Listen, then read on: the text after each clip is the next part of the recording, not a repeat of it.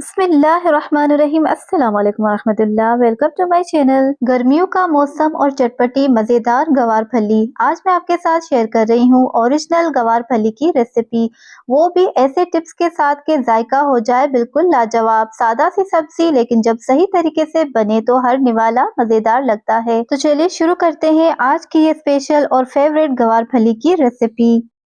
तो सबसे पहले हमने ग्वार फलियों को अच्छी तरह धोकर साबुत ही बॉईल कर लिया है। जब ये नरम हो गई तो हमने इनको निकाल कर ठंडा होने दिया है। इसके बाद हमने एहतियात से इनके जो साइडों वाले बारीक छिलके हैं वो निकाल लिए हैं। अब हम आपको बताते हैं कि ग्वार फलियों के साइड से छिलके किस तरह आसानी से उतारे जाते हैं। हमने इन्हें साबुत ही बॉईल किया था, इसीलिए इनके छिलके बड़ी आसानी से निकल आते हैं।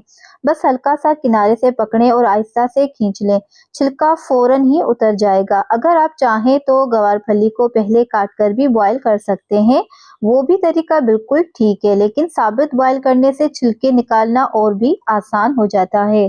तो अब हमने सारी गवार फली के छिलके रिमूव कर लिए हैं। तो अब हम इसकी कुकिंग स्टार्ट करते हैं।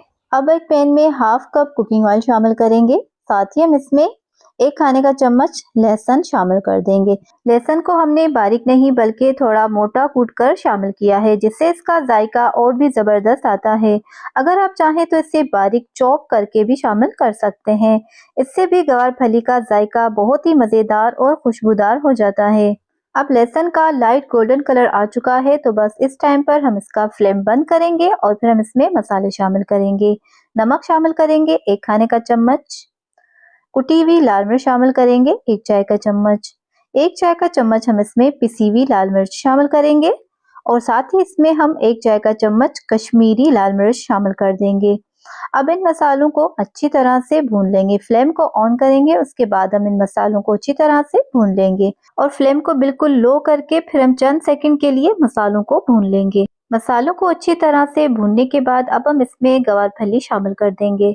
अब फ्लेम को मीडियम कर लेंगे और गवार फली को मसालों के साथ अच्छी तरह से भून लेंगे। अब भुनाई के दौरान कुकिंग ऑयल हमें कम लग रहा है तो हम इसमें 4 खाने के चम्मच कुकिंग ऑयल शामिल कर देंगे, ताकि गवार फली अच्छी तरह भुन जाए और इसका जायका भी मजीद मजेदार हो जाए। और इसे मसालों और ऑयल के साथ अच्छी तरह भूनना है। जितनी अच्छी इसकी भुनाई होगी उतना ही इसका जायका मजेदार आएगा।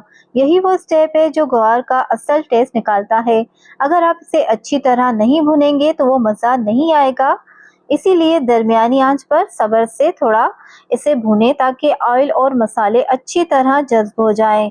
खटास या बाकी चीज़ें आप बाद में शामिल करें, लेकिन सबसे पहले इसकी परफेक्ट भुनाई बहुत ज़रूरी है। अब अच्छी तरह भुनाई के बाद तकरीबन 7 से 8 मिनट के बाद हम इसमें शामिल करेंगे इमली का रस। इमली का रस ना सिर्फ खाने में बेहतरीन खटास लाता है, बल्कि इसका जायका भी बहुत ही मज़े का कर देता है।